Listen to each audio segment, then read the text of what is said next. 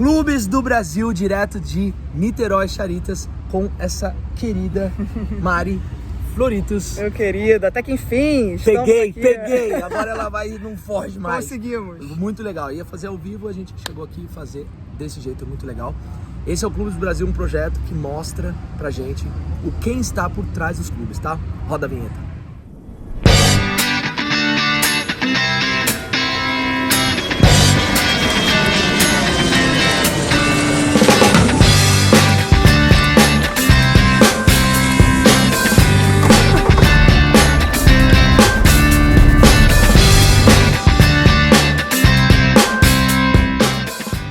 Conta pra mim como que é essa história de canoa havaiana na sua vida?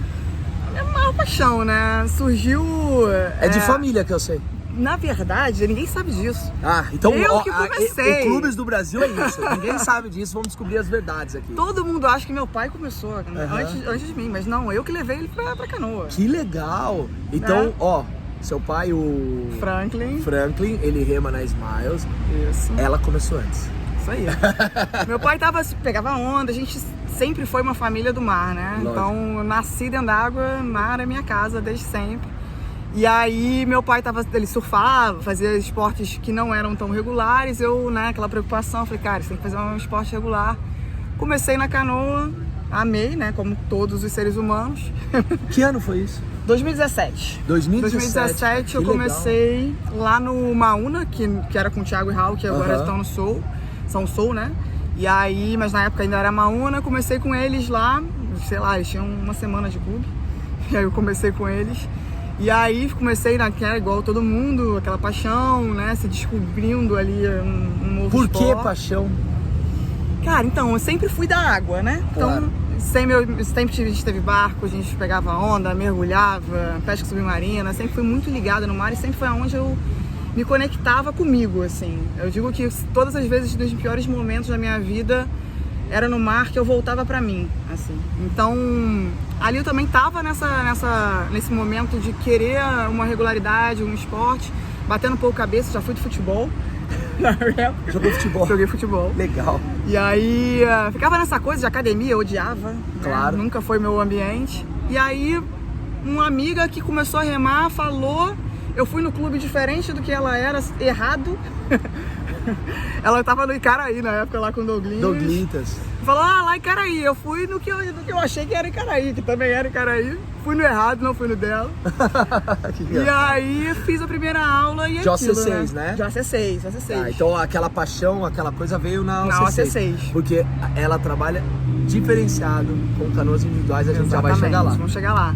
E aí eu comecei aquela coisa, conexão com o mar, já tava ali no meu sangue, esporte, todo mundo junto, aquela coisa. E aí foi aquela paixão. E aí eu falei pro meu pai vir também, eu falei, vai lá, ele começou lá numa Una de Itaipu, porque ele morava lá em Itaipu. E aí os dois começaram a seguir esse lifestyle total, né? Só que assim, eu sou uma pessoa que sempre amei competir, sempre foi no meu DNA, e eu também gosto muito de me dedicar a aprender as coisas. Então eu sou uma eterna curiosa. Somos todos, temos que ser. Inclusive, se a gente rema de canoa, a gente tem que aprender todos os dias com o mar. Exatamente. Então eu fui, assim, essa é uma característica minha. Eu sempre quis muito aprender e entender a fundo as coisas. Então, eu remava lá, comecei a me desenvolver, aí tinha algumas competições, outras coisas, mas todos os lugares que eu ia no Brasil, viajava a trabalho, eu procurava uma poça que tinha uma canoa, entendeu? Que legal. Eu era essa pessoa, então assim, eu fiz contato com gente no Brasil todo, eu não parava de pesquisar, de correr atrás. Comecei a remar de AC1 também, né? Quando foi essa migração? Eu acho que ainda foi em 2017. Eu não sei essa data. É uma questão, assim. Eu não sei exatamente a data, mas foi logo no início. Logo OC6 individual, OC1, já. Porque tinha essa coisa de tomada de tempo. Entendi. Do clube, então assim, eu já fui pra fazer aula. Eu fiz aula com o Vlad, eu fiz aula com o Rodrigão, que me ensinou muita coisa. Fusão, Vlad, exatamente. Monster do Soul. Fiz aula com o Rafa, lá do Roa Aloha também. Nossa, só top. Graças a Deus eu tive boas influências. Que legal. E aí eu fui aprendendo um pouco mais, me desafiando mais, até que assim, já tinha minha própria canoa, então eu também treinava. E aí, na verdade, a Floritos, eu digo que ela não foi planejada, ela aconteceu. legal a gente chegar nesse assunto. Quando você se viu envolvidaça de canoa? Porque quando você começa, dá a paixão, aí você começa a remar, remador, né? Vai fazer 3 vezes por semana e tal. Ou você já foi sempre na semana? Eu era aquela psico. Já foi. Que dobrava. Que era 7 dias na semana, que arrumava... Então já começou a milhão, né? Como eu também. Super. Eu acho que, sei lá, eu tinha 2 meses de canoa, a gente fez uma remada aqui num domingo, o Raul botou a gente pra fazer. Foi pra Urca, sei lá, a gente remou uns 25 quilômetros. Que legal, logo no começo. Assim, logo no início, eu não sabia nem o que era direito. Essa né? é das minhas. Né? Começou com 25, depois 30, a gente 40, já fez um domingo todo, aquela coisa, cheguei meio-dia em casa, eu falei, meu Deus. Então era essa coisa. Então o assim, início né? já foi logo já foi intenso, né? A Floritos, ela aconteceu por quê? Então, eu já vinha numa pegada muito forte, né? Eu trabalho com comunicação, trabalhava, né? Agora eu não trabalho mais, só a minha dedicação total é aqui. Com comunicação e trabalhava numa empresa de eventos, né? A gente sempre fez grandes eventos esportivos. Legal. Então, trabalhava com skate, enfim, um monte de coisa. E era aquela vida louca. Sem horário, sem vida, né? Evento, viajando, você não consegue parar. Até eventos fora do Rio aqui, é isso? Brasil inteiro. Então não parava, passava o ano viajando. E era uma coisa que eu amava fazer, mas ao mesmo tempo muito desgastante, né? Assim, era uma vida que você não tinha tempo para você se dedicar a você mesmo, né? E aí eu comecei a querer desacelerar um pouco, mudar um pouco o foco. E obviamente você começa a pensar nas coisas que você mais ama fazer. E a canoa era a minha maior paixão. Como foi trabalhar e treinar? Porque você já treinava? Eu não dormia. Foda. Deve ter sido difícil pra caramba. Era sempre assim. Eu tava super acelerada, então eu saía, você vê, eu morava em Itaipu na época e trabalhava em Botafogo, pra quem não sabe aqui. Nossa, uma bela pernada. 3 horas de trânsito, assim, pra ir e pra voltar. E aí, 5 horas da manhã, eu ia treinar, fazia lá no clube 5 horas, tomava banho em academia pra ir trabalhar direto, nem voltava pra casa. E já ia trabalhar, entrava um pouco mais tarde, mas também saía mais tarde. Chegava em casa pra dormir no dia seguinte. Isso tava te consumindo? Muito, sempre, né? E a Floritos? Então, aí veio a pandemia. A pandemia, assim, aquela história mais pesada, assim, né? Veio a pandemia e a minha família sofreu um baque muito grande, né? Meus avós eram grandes referências na minha vida. E aí, minha avó passou mal no dia do Natal. Puxa. Começou a se sentir mal, não sei o que, foi internada. A princípio se achou, né, que era Covid, então botaram ela na CTI do Covid. Só que na verdade ela não estava com Covid. Uau. E aí eles deram uma alta equivocada, naquele momento de caos, deram uma alta pra ela e ela foi pra casa dos meus pais na época. E aí eu sei que foi meu avô, minha avó, meu pai e minha mãe com Covid ao mesmo tempo. Meu Deus. Minha avó não ficou nem um dia em casa. Na primeira cepa? Na primeira cepa, que não tinha vacina ainda, veio a vacina, sei lá, 2 meses depois. Bem depois.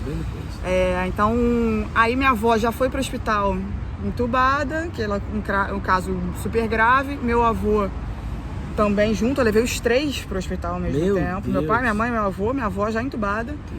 E aí meu avô já foi pro CTI também, logo depois entubou também. Minha mãe não foi internada porque o caos estava instaurado, assim. Então a gente tentou tratar como se fosse no hospital em casa. Meu pai também ruim, depois foi internado de novo. Você vê, minha avó faleceu no dia que eu internei meu pai.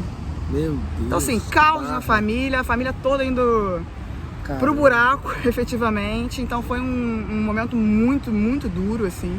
Tristeza. Exatamente. E aí meu avô, 6 dias depois também falece, eles eram casados há 55 anos, assim, a vida inteira. Que história. Muito pesada, e aquilo mexeu, né, enormemente comigo, assim, abalou completamente.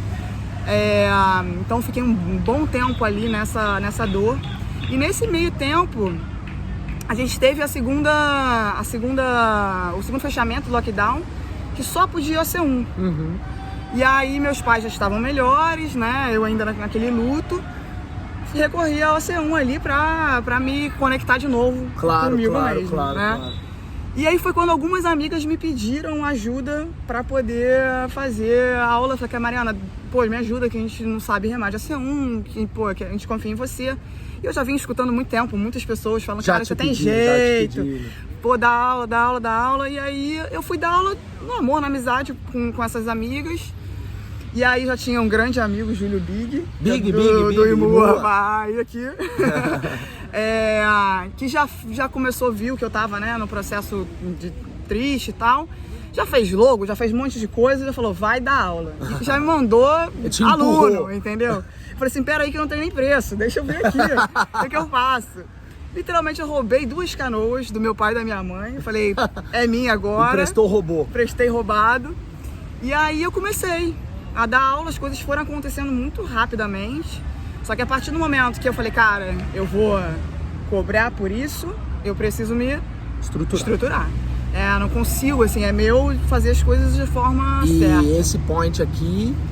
Ele aconteceu um pouco depois. Na verdade, eu comecei lá no Rema Delta, com, né, a guarderia do Marcão lá. Do Marco, legal. E aí ele começou a me dar suporte, a gente começou a crescer, a coisa começou a fluir. E aí a gente começou a buscar possibilidades até para não impactar o fluxo dele, né? Claro. E aí aqui surgiu, a gente conseguiu autorização da prefeitura, a gente fez uma parceria que ano? Foi no ano passado, em junho. A gente fez um ano agora em abril. A gente tem pouquíssimo tempo. Que dia de abril? Dia 14 de abril a gente iniciou. Foi a primeira aula. Nossa. E aí a gente fez essa parceria com o quiosque do Tricolor aqui, que dá todo o suporte pra gente, né? A gente fez toda a ajuda aqui na estrutura, botou armário, etc. E colocamos as canoas aqui, né, nessa base em frente.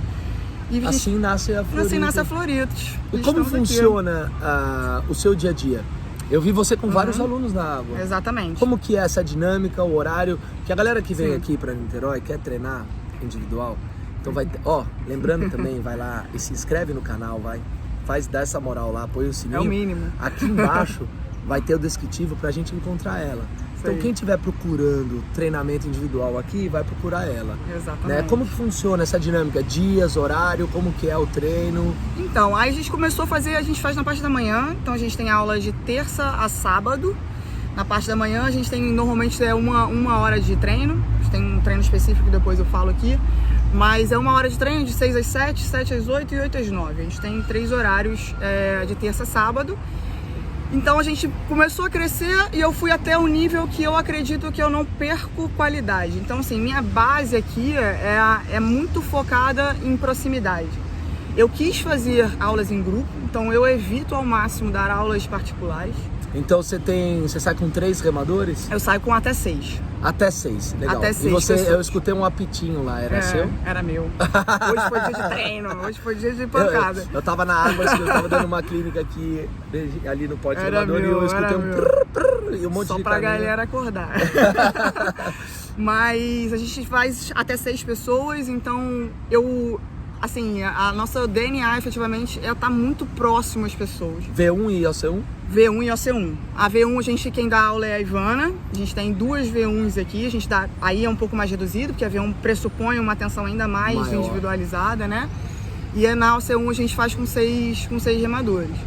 E aí a gente organiza as turmas e faz aquela, assim, eu tento muito estar com aquele olhar muito próximo, então a gente tem um olhar muito em relação à segurança. Isso pra mim é fundamental, a gente formar remadores, que eu acho que é mais importante do que competidores. Ou técnica, ou alguma coisa técnica assim. Também. Não, super importante, mas às vezes a galera vem só atrás de técnica. Exatamente. Só que você passar esse conhecimento de segurança é muito importante. Total. Então assim, é uma parte que a gente tem muito cuidado, muita atenção, porque eu não quero que o remador saia daqui e vá remar sozinho, sem saber o que está fazendo, sem saber onde pode ir, como fazer, então... Colete, apito... Tudo, não, instrução de segurança no mar, efetivamente, né, de regras de boia, de tudo, assim, né. Você vai circular, principalmente aqui na Baía de Guanabara, a gente tem uma série de situações delicadas, né. Deixa eu te fazer uma pergunta. Você é educadora física? Ainda não. Ainda não? Tá no processo? Tô no processo, mas já tem uma pessoa, tô estudando. Comecei agora. Tá estudando, vai não, ser sem profissional dúvida, de educação assim, física. Qual é a importância disso? Isso é fundamental. Eu digo que é fundamental, assim. Eu acho que... O que eu fiz, né? Hoje eu trouxe o Bruno Pereira, que é formado, remador também, ele é dono do CrossFit Troia, também aqui ele é super capacitado. E eu trouxe ele para fazer qualquer parte de treino que a gente passe para os alunos, é ele que passa. Legal. Então, eu não passo planilha, por exemplo, ele que faz. Ainda não? Ainda não. Mas eu sinto muita falta, assim, no dia a dia eu sinto falta desse conhecimento, né? Então, assim, eu acho que é fundamental. Mas o que eu já fiz, que também foi uma das primeiras coisas, foi tirar o arraiz amador, que é fundamental. Fundamental. Né? Assim, por mais que eu já tenha vivência no mar, eu acho que conhecimento é uma coisa que não para, né? Então, você só tá agregando valor total, no seu conhecimento, total. né? E não é uma questão de tenho certificado, eu sou, né? Não, eu tenho autorização. Não é isso. Cara, assim, eu costumo falar que hoje o que eu mais uso é psicologia. Além Mas de tudo, na como. educação física a gente estuda um pouco dessa parte também. Total. Tá gostando da faculdade de educação física? Comecei agora, né? Não tem problema, mas começou. Já sempre foi um pouco do meu DNA, né? Claro, sempre fui do esporte. tá fazendo então, uma coisa que você tem a ver, né? Total. Então lógico, tô adorando. Eu tô começando agora e aprendendo um pouquinho, mas eu tô com aquele olhar já focado pro que eu preciso, né? Que é o específico, né? Então a gente tá fazendo a base toda, agora começar... Como que tá... deixa eu te fazer uma pergunta. Qual a maior dificuldade da Floritos hoje? Maior dificuldade...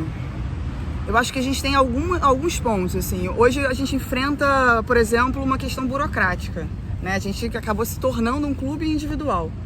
E os campeonatos, por exemplo, não entendem ainda, né? Não é que não entendem, eles não têm, né, os seus editais e tudo não abrigam isso. Então, por exemplo, no estadual hoje é um problema. A nossa filosofia é de trazer pessoas de todos os clubes, né? Então a gente tem aqui gente, efetivamente, de todos os clubes de Niterói fazendo aula com a gente. De várias bases, estão fazendo aulas com você. Aulas com a gente aqui. E eu acredito muito nessa troca, né? Muito importante. Eu acho. Exatamente. É uma coisa que a gente perdeu um pouco, né? Virou uma coisa muito fechada, restrita, você tem que ficar aqui, você não pode falar com o outro. E foi o que me formou, assim. Não, como não pode falar com o outro? Que absurdo, bizarro, né? É bizarro, tem que falar, meu. E aí a gente tem essa questão, por exemplo, hoje no estadual, nossos alunos, quando eles se inscrevem no individual, eles vão ter que ficar vinculados ao clube que eles estão por causa da federação. Então eles não podem, por exemplo, eu tenho esse problema comigo. Eu hoje compito, né, no Soul pela C6 e eu não posso competir individualmente pela Floritos. Ué, não dá pra fazer assim, Soul Floritos? Soul Floritos. Por enquanto é ter que apagar esse fogo aí. É uma coisa assim que é uma discussão, né? É uma evolução. Total, assim. Porque é novo também. Porque existe clube que forma tanto individualmente quanto coletivamente. E tem clube que não oferece determinados serviços como a formação individual. Então, eu entendi o seu lado aqui agora, porque você rema no Soul de OC6. Sim. Você tem... Aí você, no individual, você queria correr pelo Floritos. Claro. Porque, na minha visão, é uma modalidade diferente, não é vinculado necessariamente. Porque hoje não é todo clube que tem OC1, que ele não oferece necessariamente. Nossa, é uma discussão, inclusive, que a gente vai ter que quebrar a cabeça com isso, porque já se falou disso um tempo. Se eu quero correr hoje pela Floritos, eu pego o meu CPF, eu mudo lá na federação e vou correr por ela. Só que eu não posso, porque eu vou ter que ficar o ano vinculado. Exatamente. A você. Então é uma questão que vai além. E eu não tenho o OC6 para oferecer porque a gente tem uma outra pegada, né? Então, mas eu acho que isso vai se resolvendo. A gente tá com um diálogo lá super aberto, né? Tá trocando muita Federação ideia. com esquilo? A federação com esquilo, com o André lá, a gente conversa bastante com o próprio Raul, né? Da Anvá. Exatamente. Eu também tô na Anvá agora, sou Aqui, diretora da Anvá também. Que maravilha. A gente tem trocado bastante. Esse assim. é então uma dificuldade. É uma dificuldade porque a gente acaba limitando os alunos na parte competitiva. Claro. Nessa parte, né?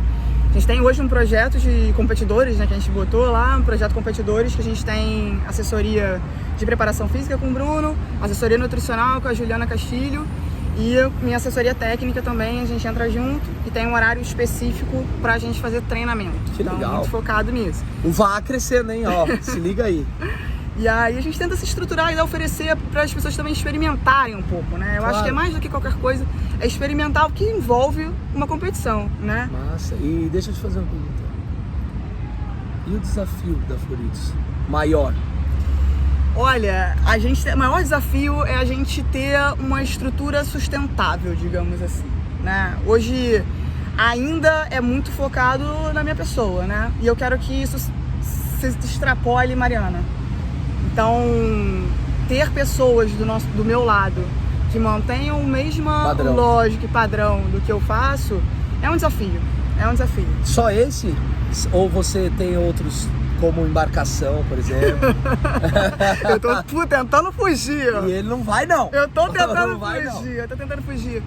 É um ponto que a gente pensa, A gente tem hoje um problema, entre aspas, que no caso é uma solução, mas é uma questão, né? Hoje a gente tem uma proibição temporária de ampliação de base. Então a gente está fazendo um estudo sobre o espaço de Niterói, porque é um cenário lotado de Fiquei sabendo 58 bases? Exatamente. E isso interfere não só numa questão de segurança no mar, né, desse controle, mas também de espaço público, né? E também vai indo de qualquer jeito não, né?